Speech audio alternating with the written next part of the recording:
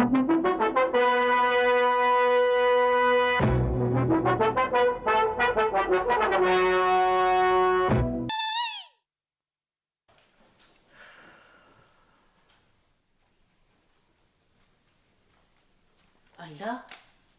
يعني الاكل زي ما حطيته، ما اكلتيش ليه؟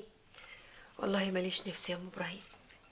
انا عارفه انت ليه مالكيش نفس، عشان سمتولي ما جاش يفطر معاكي وما جاش يتعشى بالليل. هو مش قالك انه مشغول؟ الله، كان مشغول بالليل وما جاش يتعشى. ايه اللي شغله بالنهار بقى قبل ما يفتح الدكان؟ يا ست زبيده، الغايب حجته معاه. طب اكلمه واساله. اذا كان ده يريح قلبك ويطمنك كلميه. باركيلي باركيلي باركيلي باركيلي باركيلي باركيلي باركيلي باركيلي باركيلي يا خالتي. على ايه؟ على ايه؟ على ايه يا بنت اختي؟ هبارك لك. على ايه؟ جاني عريس. يا لهوي، ومن انهي داهيه الوقيع ده؟ شوقي اللي قلتلك عليه، اللي كان بيشتغل عند الحاج سلام، دلوقتي بيشتغل عند قرايبه في نفس المحل. حلو قوي. عنده فلوس؟ ابدا، ده كحيان ومتجوز وعندكم عيال. يا لهوي، يا عيني عليكي وعلى بختك. يا ما جاب الغراب لامه. ليه يا بنت اختي تعملي في نفسك كده؟ ليه يا اختي توقعي نفسك الوقعه السودا دي؟ هو يعني انا كنت لقيت غيره وقلت لا يا خالتي. ما قلتلك اجوزك ابو الغيط، انت اللي قلتي لا. لا يا اختي، انا ما امنش الراجل ابدا، مطول شعره لكتافه زي النسوان كده. بكره نقعد جنب الحيطه ونسمع العيطه. الحقيقة أنا أما أشوفك بقى بقولك. لا بخير، لا أنا كويس الحمد لله. بالليل يعني ربنا يسهل. أنا ما أقدرش أنزل لك كلمة. حاضر، أنا جاي بالليل. ما يلزمكوش أي حاجة. مع السلامة.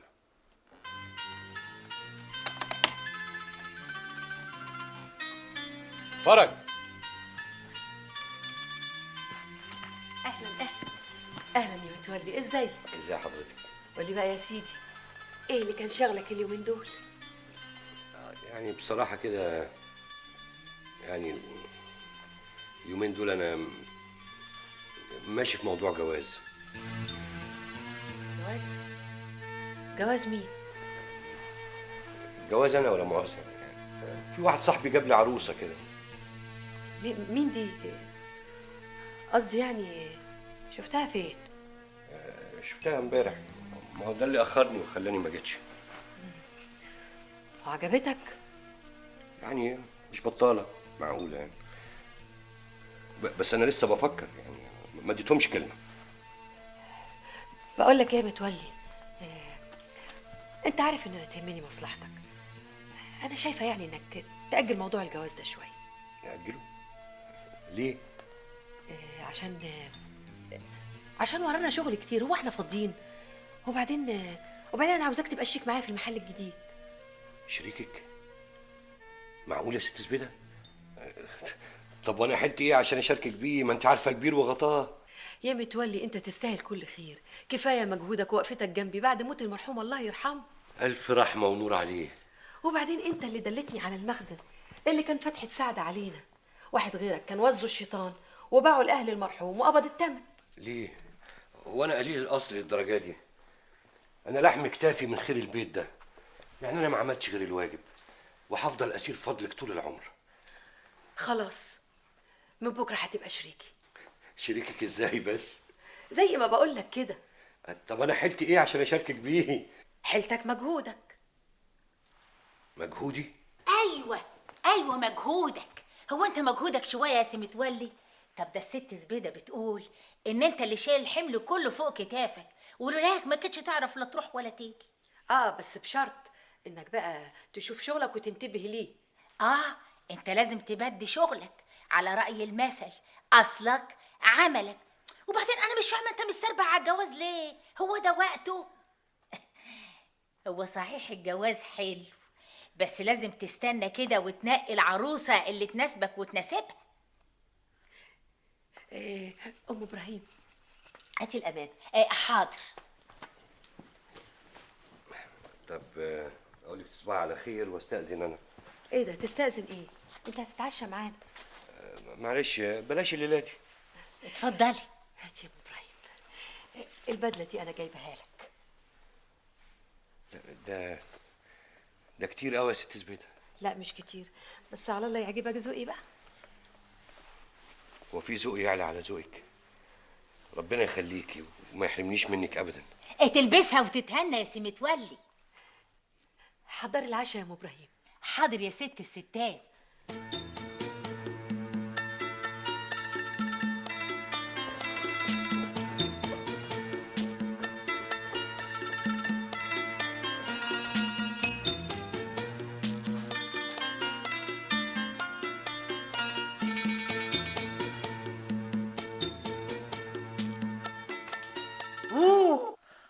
لا مؤاخذه، حضرتك قلت ايه بقى؟ جرى ايه يا جدع؟ بقالك نص ساعه بتدش، مش فاهمه منك حاجه. ما تجيب من الاخر وكلمني. انا عايز اتجوز صباح. وطلباتك ايه ان شاء الله؟ انا تحت امركم في كل اوامركم. حضرتك ما تعرفيش انا بحب صباح قد ايه. دي برنسيسه وتستاهل كل خير. كده؟ وناوي تقعدها فين؟ مع مراتك الاولانيه؟ الله، يا لا مؤاخذه صباح بقى حكيت لك على كل حاجه. دستور، كل حاجه باينه في البخور. عندك مطرح يليق ببنت اختي؟ ان شاء الله ان شاء الله. حضرتك ما تعرفيش هنا في ايه. انا عندي شويه مشاريع كده بس محتاج شويه وقت، شهرين 3 نقضيهم مع حضرتك ضيوف يعني، اهو برضه نونسك. بعدها هعمل لها احلى مطرح. شهرين 3 معايا؟ ان كان حبيبك عسل. قلتي ايه يا شحروره؟ لا مؤاخذه، السكوت علامه الرضا. يعني موافقه ان شاء الله نكتب يوم الخميس ونعمل احلى فرح اتعمل في الحته. افك بقى بعافيه عشان اجهز نفسي. سلام عليكم. ادعي لنا يا حاج. سلام عليكم. شوف يا اخويا الراجل سابنا في ابو نكله ازاي. الله، ما تردي يا بنت وتقولي حاجه. يوه يا خالتي، اهو دل راجل ولا دل حيطه. كده برضه دل راجل ولا دل حيطه. طيب يا حبيبتي، بس هما 3 اشهر بس. حاضر. وبعدها تغوروا. يا بنت السلطان بتحن على الغلبان، المية في ايديكي عدوية عطشان، وسعيدة يا حلوة سعيدة مواصلاتك بعيد، شاوري لي وانا اجيلك مان سافر عالية قوي. يا بنت السلطان بتحن على الغلبان، المية في ايديكي عدوية عطشان، وسعيدة يا حلوة سعيد مواصلاتك بعيد، شاوري لي وانا اجيلك ماشي سافر العريس قوي.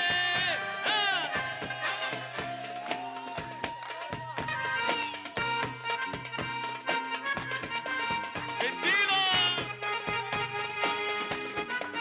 ايوه.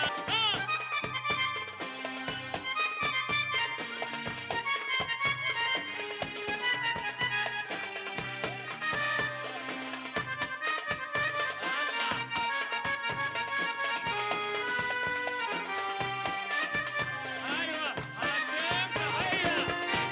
سيدة زينب ورجال السيدة زينب بنت حتتنا العروسة الشيخة جواهر، الشيخة جواهر، العريس تجار المسلم، تجار المسك، شارع الازهر، شارع الازهر. احلى مسا اسمها سقف العالية زغروطة. اديله. ايوه ايوه ايوه ايوه. اوي السقف العالية.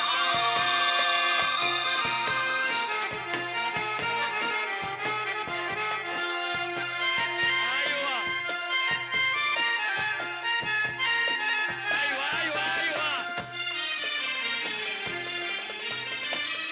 عدينا يا شوق عدينا على بار الهوى راسي. ولا فاكر الفيلم بتاع نجيب الريحاني وضحك ربكه؟ ايوه اللي هي كان في جدع اسمر كده كان بيغني لهم في الفرح وهي كانت بتضحك. عزيز عثمان.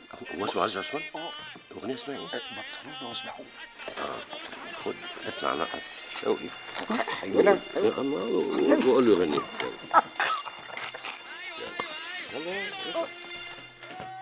حاسب سبعوز فرحنا النهارده عندي بكره عندك عريس الليله وكل ليله معلم شوقي عشرة العمر عريس.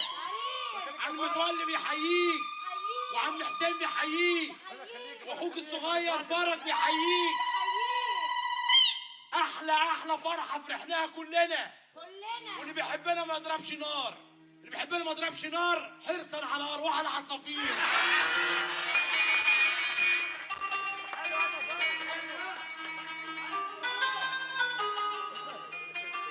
20 شمعة مولعة عشان أخونا شوقي. ربنا يكرمك يا فرج. شكرا، تحية وصاحب التحية. بطلونا واسمعونا يا ما لسه نشوفوا يا ما الغراب يا واقعة سودا جوزوا أحلى يا ماما. بطلونا اسمع السقف العالي. بطلونا واسمعوا ده يا ما لسه نشوفوا يا ما الغراب يا واقعة سود جوزوا أحلى يا ماما. بطلون أيوة سقف العالية قوي.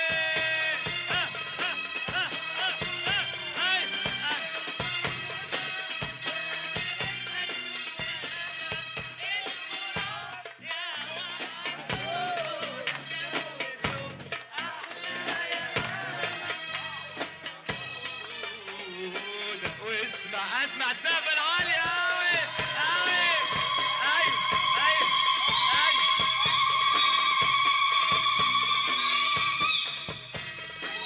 ايوه ايوه.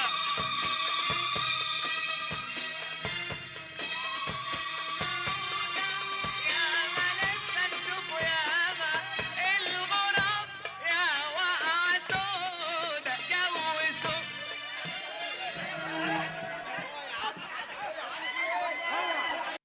دي أول خطوة. الخطوة التانية بقى تفتحي له سيرة الجواز.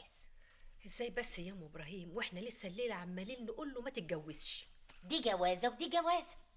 ايوه بس كده يا ام ابراهيم هيعرف ان احنا راسمينها مع بعض. ما يعرف، هو كان يحلم بجوازة زي دي؟ لا لا، انا بقول نستنى شويه. نستنى ده ايه؟ نستنى لما واحدة تانية تيجي تخطفه منك؟ على رأي المثل حابي على طيرك لا يلوف لغيرك. انت شايفه كده؟ طيب افتحه. لا يا اختي لا، كرامتي ما تسمحش. انا بقى كرامتي تسمح، وسيبيلي الموضوع ده. هتقولي له ايه؟ قومي قومي يا خالتي بسرعه قومي. جرى ايه يا بنت اختي فيكي ايه؟ غطيني وصوتي عليا يا اختي. ليه يا بنت؟ عملتي ايه يا مدهوله؟ مش انا اللي عملت. حظي المهبب هو اللي عمل. متولي اللي كان ما يحتكمش على 8 جزمه غير اللي في رجليه. دلوقتي بقى شريك الست زبيده. شفتي الامل اللي عدت من قصادي وقالت لي غني ظلموه. ما انت يا كهينه انت اللي جريتي على الجواز. اتجوزتي جوازه عامله زي الطبيخ القرديحي. وانا كنت لقيت جوازه تانية وقلت لا. لا ما شايلينيش ذنبك. انا قلت لك اقعدي واستنيني، هجوزك جوازه هنا يهننك ويستتك ويقعدك ست بيت. ما تشيليش الياسمينه من الارض. انت اللي استربعتي على الجواز.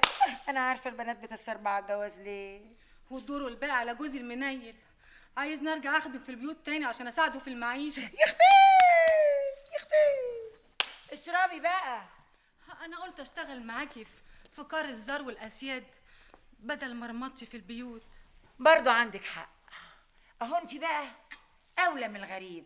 لحمي لازم المه في حضني، وبعد عمر طويل قوي تبقى الشيخه صباح. لو سمحتي بقى امضي لي اول 3 شيكات. معاك القلم؟ اتفضلي. استني، مش تعرفي الشيكات دي بتاعت ايه قبل ما تمضيها؟ اخصى عليك يا متولي، هو انا هفتش وراك؟ يا راجل ده انا مأمنك على حالي ومالي وكل ما املك. ربنا يخليكي. على العموم الشيكات دي تمن الماني فاتوره اللي خدناها من الحاج شاهين، خليتهم على 3 دفعات يعني عشان يبقى معانا سيوله نقدر نمشي بيها الشغل الباقي. والله لو قعدت تفهمني من هنا لبكره وتشرح لي ما هفهم الشغل بتاعكم ده خالص. ازاي؟ ده انت اكبر تاجره قماش ومانيفاتوره. او بالاسم وبس. طيب استاذن انا بقى. هلا ما لسه بدري. معلش يعني يا دوبك عقبال ما اروح وانام، لاني الصبح بدري هسافر المحل عشان اجيب كاستور. ربنا معاك. تصبح على خير. وانت من اهل الخير، مع الف سلامه. تصبح على خير يا ام ابراهيم. وانت من اهله يا سي متولي.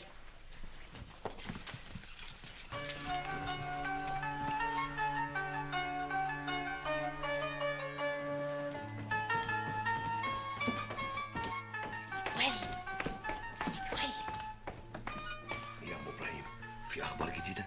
امال انا نازله وراك ليه؟ طب طمنيني. كل حاجه ماشيه تمام، انت يا دوب هتفتحها في الموضوع وهي هتوافق على طول. يعني جسيتي ميتها؟ وماليه ايدي. امسكي ده عشان البشاره، ولما يتم المراد من رب العباد ليكي حلاوه كبيره قوي عندي. ان شاء الله مش هيمر اسبوع الا وانت بايت في البيت ده وفي حضنك عروستك. يا رب.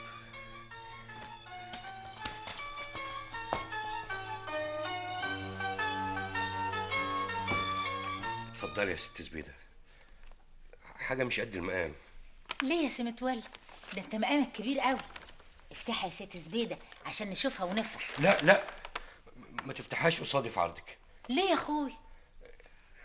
هتكسف. طب قومي نفتحها جوه.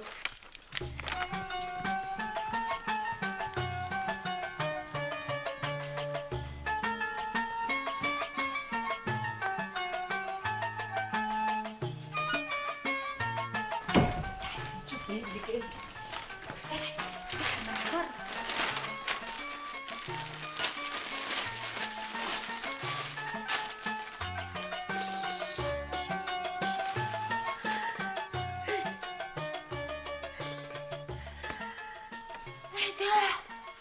قميص نوم وروب. الجدع رمى بياضه. شوف انت بقى هتقدمي له ايه. يلا يلا يا استاذ بيدة، يلا نخرج له. يلا يلا يلا.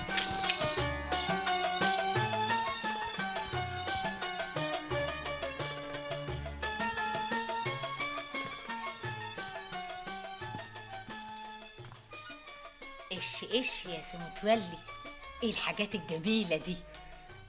المهم يكون عجب ست الكل. ما دام عجبك يبقى خلاص لازم يعجبني. تلبسيه وتتهني بيه يا ست زبيده. اما اروح اعمل لكم حاجه تشربوها.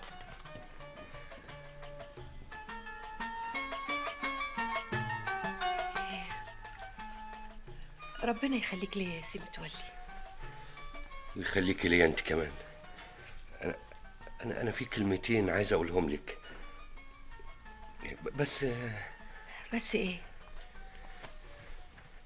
خايف. خايف من ايه؟ من جوابهم. ماله جوابه؟ لما يجيش زي ما بيتمنى قلبي. لا ما تخافش، قول. انا مهما عملت مش هقدر ارد لك جزء من جمايلك وافضلك عليا، لانها كتير، وده اللي طمعني واللي خلاني اتاكد ان انا حسيت ان سعادتي مش ممكن تكون الا وانا جنبك. ايه سكتي ليه؟ مستنياك تكمل. مش قادر. ليه مش قادر ليه؟ حاسس زي ما يكون في نجمة في السماء وانا مش قادر اطولها. هي تقرب لك بس هي تشاور لي وانا اطلع لها. اطلع يا متولي. تتجوزيني يا ست الكل؟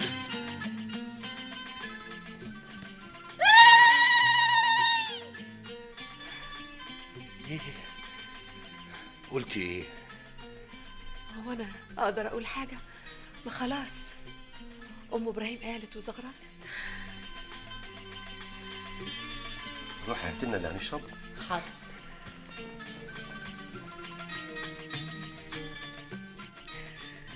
مبروك عليا يا زبيده.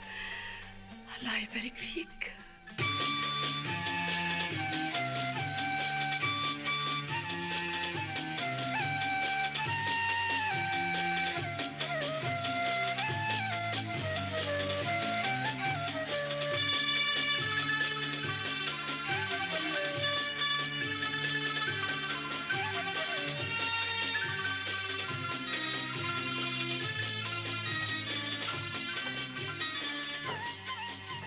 صباح الخير.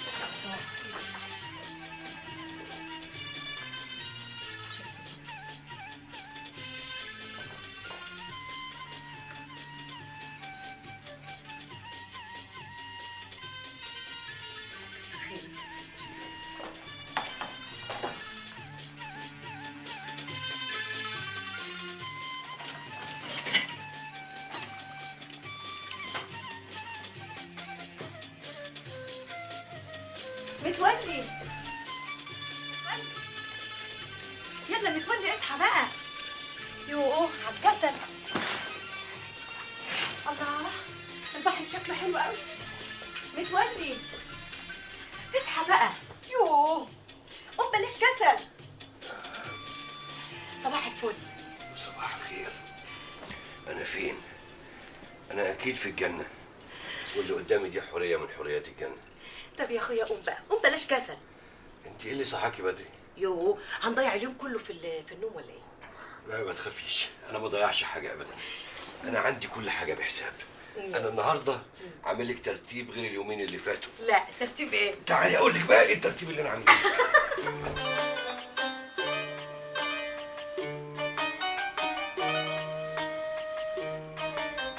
كملي.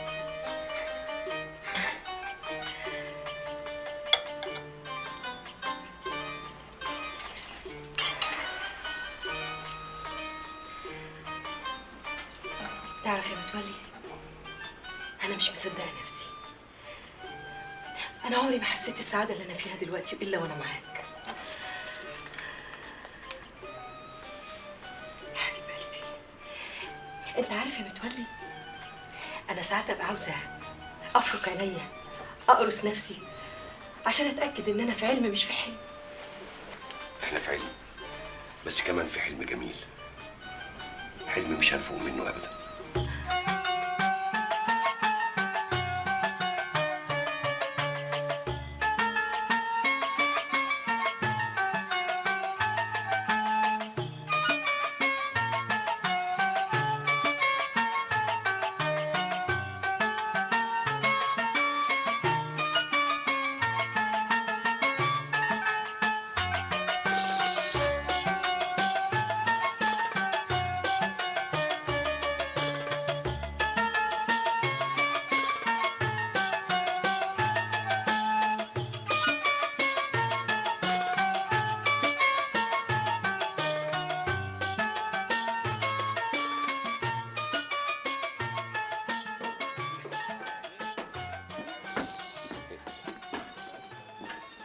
ايه؟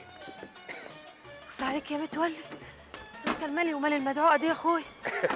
خراشي دي كانت روحي بتسخ كل ما بتطلع وبتنزل، دي كانت بتنزل تتهمد هبدة يا حنتي. يا خراشي يا خراشي. بس شفت الدنيا من فوق ايه؟ بالذمة عمرك شفتي حاجة زي كده؟ يا أخويا أنا كنت بخرج من البيت خالص. طب بقول لك ايه؟ نعم. ما تيجي نتفرج على بيت جحا؟ بيت جحا؟ أنت مش جعان؟ جعان. يلا.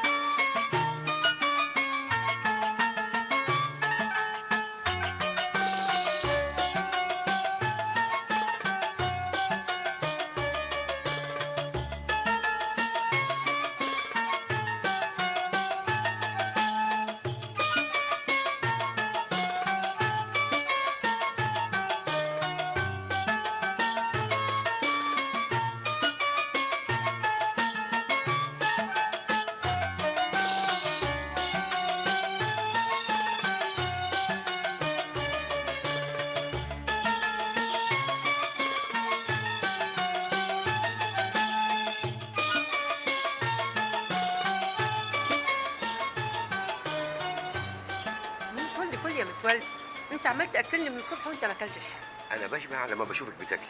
لا يا اخويا انت لسه ما شبعتش، وحياتي لا تاكل. انا شبعان حب. صدقيني انا ما كنتش عارف ان الدنيا حلوه كده الا وانت معايا. يا خراشي الناس يشوفونا يا متولي. ما يشوفونا، على الاقل يتعلموا مننا اصول الحب ويعرفوا ان في اتنين بيحبوا بعض بجد. يا اخويا انت بتجيب الكلام الحلو ده منين؟ من قلبي، من ساعه ما سكنتي فيه وهو ما بيبطلش كلام حلو مع كل دقه يدقها. كل ده يطلع منك يا متولي؟ يا خساره، يا ريتني ما كنت اتجوزت حد غيرك. لا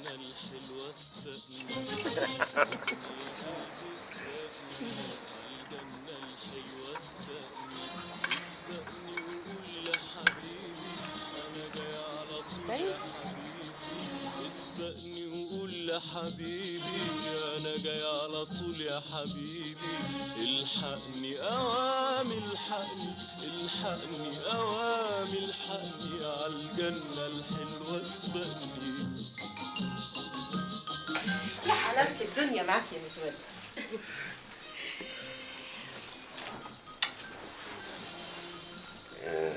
زبده، احنا لازم نوضب الشنط، هنسافر بعد الغدا. بس عليك يا متولي، انت مستعجل ليه؟ ما تخلينا قاعدين كمان يومين. انا نفسي نقعد شهرين مش يومين، بس ما اقدرش اسيب الشغل اكتر من كده. يا اخويا وهنسيب السعاده اللي هنا؟ ما تخافيش، هناخدها معانا. بس انت يا اخويا الشغل بياخدك مني. ما تقوليش الكلام ده، انا خايف انت اللي تاخديني من الشغل. عارفه، هبقى واقف في المحل وفكري كله معاكي. بس انت هنا قدامي يا حبيبي، في كل لحظه شايفاك. عاوز تخرجني من الجنه ليه؟ وانت كمان هتوحشيني يا روح قلبي. انت عارفه الاسبوعين اللي قضيناهم مع بعض هنا دول عمر بحاله. عمر يتمنى اي انسان ان يعيشه، وبعد كده ما يهموش اذا كان يعيش او يموت. بعد الشر عليك يا حبيبي، ما تقولش كده. بس الشغل كمان له اعتباره، صدقيني الشغل هيزود متعتنا. ازاي بقى؟ هقول لك، يعني كل الشغل ما زاد كل ما زاد المكسب يعني الفلوس، والفلوس دي هتخلينا نتمتع زي ما احنا عايزين. تفتكر يا حبيبي الفلوس لوحدها كفايه عشان نبقى سعداء؟ لا طبعا، الفلوس لوحدها مش كفايه، بس البني ادم محتاج لها عشان يقدر يوصل للسعاده. ايه ده؟ قرديحي؟ مفيش لحم النهارده برضه يا صباح؟ كل ده ومش عاجبك؟ مش عاجبني، ده اكل زي الضرب على الركب. ركب؟ تكونش قاعد في مصمت بسلامتك؟ ليك حق يا اخويا تتأمر وتتشمر وتغضب كمان، ما انت بتاكل في قته محلوله. اللي يسمعك كده يا خالتي يقول يا ما هنا يا ما هناك. حقيقي النسوان دي اعتاب. قلت ايه يا اخويا؟ سمعني. بقول النسوان دي اعتاب وانا حظي جه في عتبه نحس. كانش ربنا يرزقني بعتبه حلوه كده زي الواد متولي. انت ايش جاب لي جاب؟ طب هو صحن كباب. ليه؟ انت ناسيه ان احنا الاتنين كنا مستخدمين زي بعض عند الحاج سلام الله يرحمه؟ لولا هو بس عرف يلف دماغ الولايه وياخد فلوسها، النهارده عنده 10 محلات في كل حته محل. انا هتجنن، جابوا الفلوس دي كلها منين؟ انت مش بتقولي ان قرايب الحاج سلامه ما ادوهاش غير الفتافيت؟ يا بت هو عارف يشغل الفلوس في السوق. يشغل ايه؟ اللي انتوا ما تعرفوش ان الحاج سلام الله يرحمه كان عنده فلوس متلتله شايلهم في خزنه في البيت. مراته كانت عارفه الموضوع ده وخبته عن الورثه. الواد متولي ده حظه من السما. يا اختي، مش زي انا حظي من الارض. وانت ايه اللي كان ضربك على ايدك؟ قالوا لي ان تحت القبه شيخ، قالوا لي ان خالتك اللي ما تسماش دي بتكسب ذهب. ومن شر حاسد اذا حسد. يا سلام، ولا شفنا ذهب ولا صفيح. بقول لك ايه يا جوز بنت اختي، ان كنت باصص لحتتين الذهب دول يا اخويا دول فالصو، بس انا بقى سايبه لك كنز يكفيك عمرك. ايه هو يا خالتي؟ العفاريت اللي راكباني. يا نهار اسود. اسمعي بقول لك ايه، انتوا برضه ما تعرفوش هنا في ايه. يا سلام، بقى محمود ادم قرايبه ناس كبار قوي كده. امال انت فاكر ايه؟ ده الشهر اللي فات جات له بضاعه مستورده فرشت ارض الجمرك ودفع عليها اي كلام. البركه في شافع بيه ابو العز عم مراته. هو شافعي بيه ابو العز يبقى عم مراته؟ امال هو شغال ازاي؟ بيحس الراجل طبعا. اللي ليه ظهر ما ينضربش على بطن. معاك حق يا صابر، الفلوس لوحدها مش كفايه، لازمها اللي يحميها. الجاه ابدا من المال، هو اللي بيحرك المسائل. معاك حق. الو. ايوه يا ست الكل، اموري. عايزاك يا متولي، عندي ليك حته خبر مش ممكن هتصدقه ابدا. يلا اوام. ايه بس؟ ما اقدرش اسيب المحل، عندي ضيوف. طب قولي لي في التليفون ايه الحكايه؟ يعني ايه ما ينفعش في التليفون؟ حاضر حاضر هجيلك، مع السلامه. خير يا متولي، في حاجه؟ ايه يا ام ابراهيم؟ خير؟ خير ان شاء الله. طب ما دام خير قولي لي، جبتوني على ملا وش ليه؟ الكلام عند صاحبة الكلام. وهي فين صاحبة الكلام؟ في اوضه النوم. ايه مالك يا سميدة؟ متولي اتاخرت ليه؟ طمنيني الاول، في ايه؟ جمد قلبك. جمدته. المعجزه حصلت، هتبقى اب يا متولي.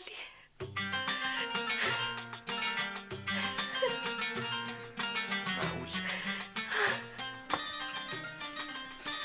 بجد؟ بجد بجد؟ بجد بجد. انا كنت زيك كده مش مصدقه. يا ما انت كريم يا رب.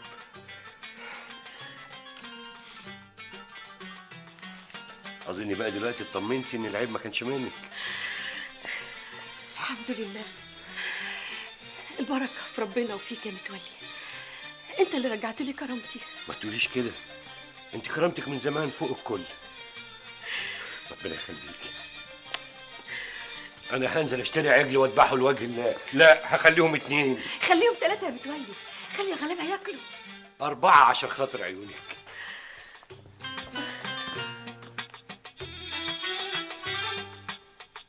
يا دين النبي، يا ما انت كريم يا رب.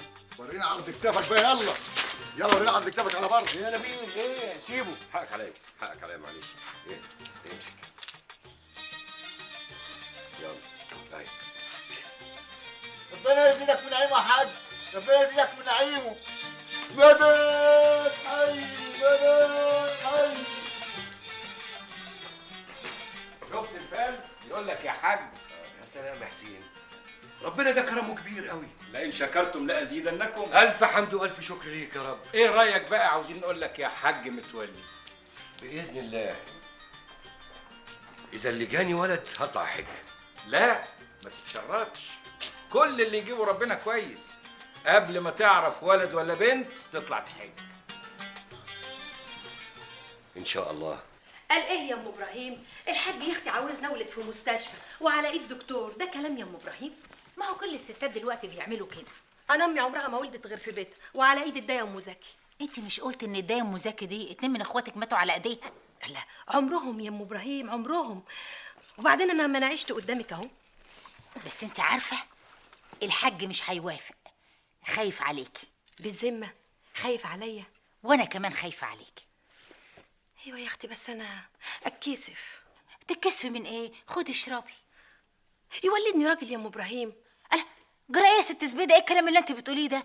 ما كل الستات بيولدوا كده. طيب اذا كان كده واذا كنت هوافق يبقى ست هي اللي تولدني. ما هو الستات موجودين وشاطرين وزي الفل، اروح انا بقى للرجاله ليه؟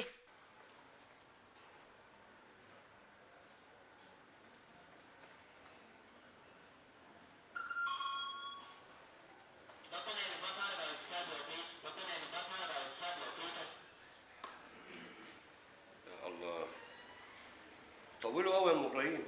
ما هي البكريه دايما كده. انا جايب لها اكبر دكتور في البلد عشان يولدها. معلش طول بالك شويه. يا رب. الباب اتفتح. ايه؟ طمني يا دكتور، الست حالتها كانت صعبه قوي ودلوقتي الحمد لله اطمئن. الله يخليك، الله يخليك. هو ده اكبر دكتور في مصر؟ هم قالوا لي كده. الف حمد والف شكر يا رب. اسكت يا متولي، يا خراشي ده انا شفت الموت بعينيا. بعد الشر عليك يا حبيبتي، بس شفت انا كنت على حق ازاي لما اصريت انك تولدي في المستشفى وان اللي ولادك دكتور مش دكتوره. يا خراشي ده انا كنت مكسوفه موت لولا يا اخويا حقنه البنج اللي ادوها لي. الف حمد والف شكر، كرم ربنا كبير. يتربى في عزكم. انت ناويين تسموه ايه بقى؟ هاتي ناويين. بسم الله الله اكبر، بسم الله الله اكبر. امه تسميه. لا ما تجيش يا حاج، ده ولد وانت اللي لازم تسميه. انتوا هتقعدوا تتعازموا على بعض، اسميه انا. ايه رايكم في ابو سريع؟ اخصى عليكي يا ام ابراهيم، ايه ابو سريع دي؟ انا مش عايزه يطلع عجلاتي، ده يبقى دراعي اليمين. بعد اذنك يا زبدتي، هسميه على اسم ابويا الله يرحمه، سعيد. ايوه عشان يبقى اسم على مسمى، سعيد متولي سعيد. بس بشرط شرطك نافد من قبل ما تقوليه. تكتب اسمه معاك على يافطة المحل.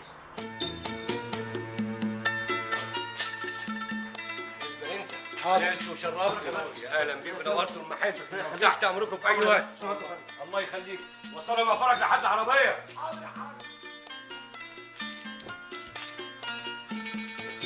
ايوه يا حاج، اما تخلص اللي في ايدك تعالى لي. عينيا.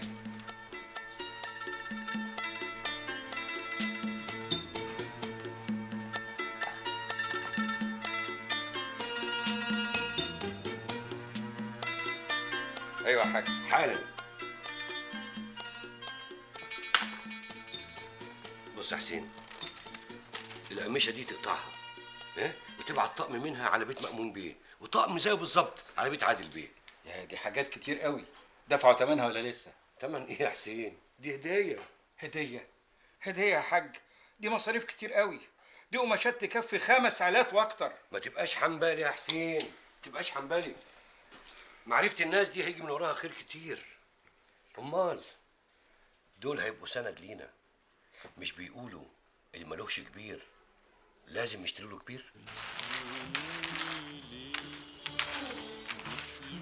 وايه الفايده يا حاج؟ صلي على رسول الله عليه الصلاة والسلام. المال لوحده مش كفاية يا شلبي، المال لازم له قوة تحميه وتصونه. هو انت لا مؤاخذه حد يقدر يقرب لك؟ يقدروا، ما يقدروش ليه؟